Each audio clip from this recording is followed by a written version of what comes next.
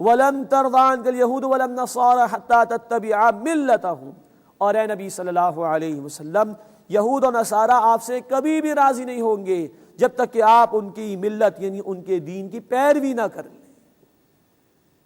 خطاب تو ہو رہا ہے رسول اکرم صلی اللہ علیہ وسلم سے، مسلمانوں کو ہدایت دی جا رہی ہے، یہود و نصارہ سے کوئی دلی ہمدردی والی دوستیاں اختیار نہ کرنا۔ ایک حسن سلوک وہ کر سکتے ہو کفار سے، لیکن دلی ہمدردی والی دوستی وہ مومن کی صرف مومن سے ہو سکتی ہے۔ اور یہ یہود و نصارہ جو دین کے دشمن ہیں کبھی تم سے راضی نہیں ہوں گے جب تک کہ تم ان کی ملت ان کے دین کی پیروی نہ کر لو۔ مراد یہ ہے اپنے دین کو چھوڑ دو، ان کی ملت میں شامل ہو جاؤ تو شاید یہ تم سے راضی ہو جائیں گے، ورنہ کبھی بھی تم سے راضی نہیں ہوں گے۔ یہ اللہ کا اٹل فیصلہ اور یہ ہدایت رب کائنات نے قرآن میں عطا فرما دی۔ اس تناظر میں آج ہم دیکھیں مسلم حکمرانوں کو بھی کہ وہ یہود و نصارہ سے دوستی اختیار کر رہے ہیں، مسلمانوں کی جانوں کا سودا کر رہے ہیں، کیا وہ اللہ کے ہاں کامیاب ہو سکیں گے؟ کیا وہ اللہ کے ہاں کوئی جواب دہی کر سکیں گے؟ سوچنا چاہیے۔ قرآن کی آیات اٹل، قرآن نے کہا سورہ کہف آیت نمبر 27، لا مبدل لکلماتہ، اللہ کی کلمات کو کوئی بدلنے والا نہیں۔ یہ آیت آج بھی سچی ہے۔ یہود و نصارہ کی کتنی دوستیاں اختیار کر لی جائیں یہ کبھی بھی مسلمانوں سے راضی نہیں ہوں گے۔ یہ تو چاہتے ہیں ہم اپنے دین کو بھی چھوڑ دیں، اپنے رب کو، قرآن کو، اپنے رسول صلی اللہ علیہ وسلم کو چھوڑ دیں، ان کے دین میں جا کے شامل ہو جائیں تو شاید یہ ہم سے راضی ہو جائیں۔ اللہ ہمیں بھی اور ہمارے مسلم حکمرانوں کو بھی توفیق عطا فرمائے وہ ایمان والوں سے دوستی اختیار کریں، کفار سے ہمدردیاں اور دوستیاں بڑھانے کی کوشش نہ کریں مسلمانوں کی کاسٹ پر۔ اللہ ہمیں اس کی توفیق اور ہدایت عطا فرمائے۔ وَلَن تَرْضَىٰ عَنْكَ الْيَهُودُ وَلَا النَّصَارَىٰ حَتَّىٰ تَتَّبِعَ مِلَّتَهُمْ، اور اے نبی صلی اللہ علیہ وسلم آپ سے یہود و نصارہ کبھی بھی راضی نہیں ہوں گے جب تک کہ آپ ان کی ملت ان کے دین کی پیروی نہ کر لیں۔ قل، اے نبی صلی اللہ علیہ وسلم فرما دیجئے، ان ھدی اللہ ھو الھدیٰ، بے شک اللہ ہی کی ہدایت وہی دراصل ہدایت ہے۔ یہ زور ہے اس، اللہ کے سوا کہیں سے ہدایت نہیں ملے گی، اور اللہ کے سوا کہیں پناہ بھی نہیں ملے گی، اور اس کی آخری ہدایت یہ قرآن ہے، اور اسی میں پناہ ملے گی۔ قرآن نے کہا سورۃ الکہف آیت نمبر 27 میں، وَلَن تَجِدَ مِن دُونِهِ مُلْتَحَدًا، اس قرآن کے سوا کہیں اور پناہ نہیں ملے گی۔ اللہ ہمیں اس بات کا یقین عطا فرمائے اور اس ہدایت پر عمل کرنے کی توفیق عطا فرمائے۔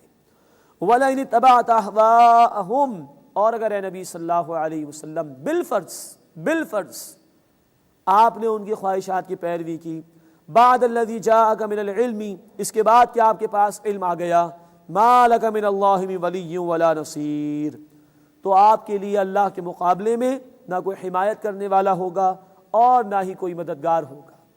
دراصل خطاب تو ہو رہا ہے رسول اکرم صلی اللہ علیہ وسلم سے، لیکن امت کو رہنمائی دی جا رہی ہے، اس سے کہ اللہ کے رسول صلی اللہ علیہ وسلم سے اس قسم کا کوئی امکان نہیں تھا کہ وہ اللہ کے بجائے کسی اور کی پیروی کریں گے۔ امت سے امکان ہے اور امت آج یہ کام کر رہی ہے۔ اللہ کی کتاب کو چھوڑ کر جو حق آ چکا ہے وہ غیروں کے اصولوں کو اختیار کر رہی ہے، غیروں سے سسٹمز اور ازمز کو لے کر فالو کر رہی ہے، تو پھر اللہ کے مقابلے میں نہ کوئی حمایت کرنے والا ہوگا نہ کوئی مددگار ہوگا۔ اللہ ہمیں اس کا یقین عطا فرمائے اور اپنی اس کتاب سے جڑنے اور اپنے حبیب صلی اللہ علیہ وسلم کے اسوہ حسنہ کی پیروی کرنے کی توفیق عطا فرمائے۔ اس کے بعد قرآن حکیم نے اہل کتاب کے نیک لوگوں کا ذکر کیا ہے۔ یہ قرآن کا اعجاز اور خوبی ہے۔ اہل کتاب کی برائیاں بھی قرآن نے بیان کی، اگر وہاں کچھ لوگ اچھے تھے یا ان لوگوں میں کوئی خوبی تھی تو قرآن نے اس کو بھی بیان کیا ہے۔ یہ توازن ہے، بیلنس ہے قرآن حکیم کا، جو اللہ ہی کے کلام میں ہمیں مل سکتا ہے، انسانوں کے کلام میں نہیں مل سکتا۔ تو اہل کتاب کے نیک لوگوں کا ذکر، الذین آتیناہم الکتاب، جن لوگوں کو ہم نے کتاب عطا کی ہے، یتلونہ حق تلاوتی، وہ اس کی تلاوت کرتے ہیں جیسا کہ اس کی تلاوت کرنے کا حق ہے، اولئک یؤمنون بہ، وہی اس پر ایمان رکھتے ہیں۔ مراد ہے جو تلاوت کا حق ادا کرتے ہیں انہی کا کتاب پر ایمان ہوتا ہے۔ تلاوت کے اصل معنی پیچھے پیچھے آنے کے، ٹو فالو، پیروی کرنا۔ سورہ شمس آیت نمبر 2 میں کہا گیا والقمر اذا تلاہا، اور چاند کی قسم جب وہ سورج کے پیچھے پیچھے آئے، تو تلاوت دراصل نام ہے پیچھے پیچھے آنے کا۔ اس کا مفہوم یہ ہے اللہ کی کتاب کو سمجھ کر پڑھا جائے، اتباع اور پیروی اور فالو کرنے کی نیت سے۔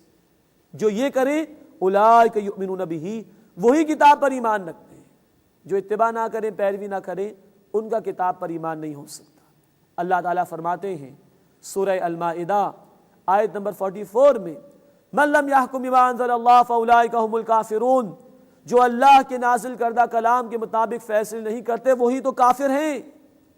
اللہ اس برے انجام سے ہماری حفاظت فرمائے۔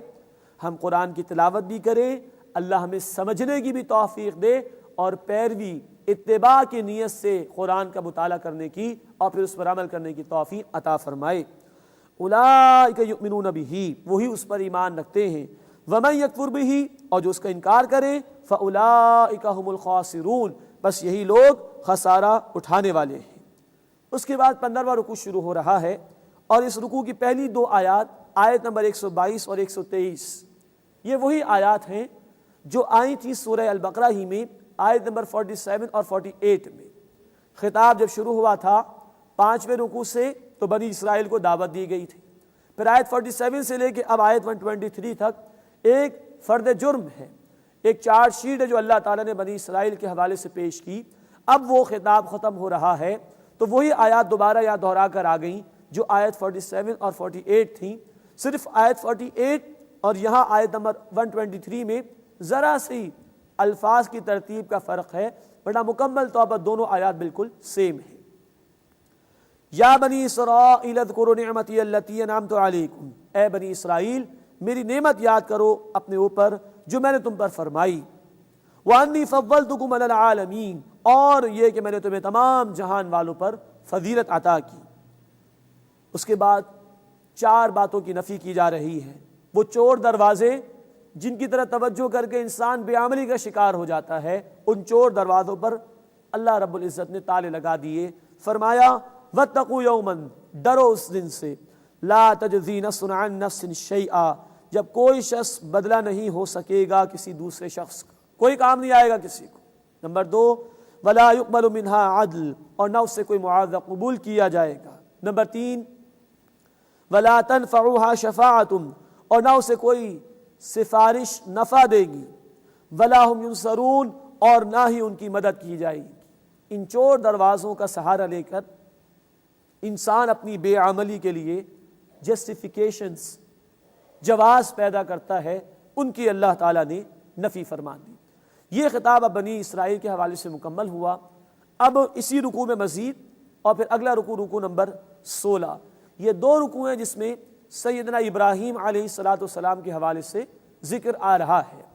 حضرت ابراہیم علیہ السلام کا تذکرہ کرنے کی حکمت یہ ہے کہ ابراہیم علیہ السلام کی شخصیت عرب کے لوگوں کے لیے ایک مرکزی شخصیت تھی۔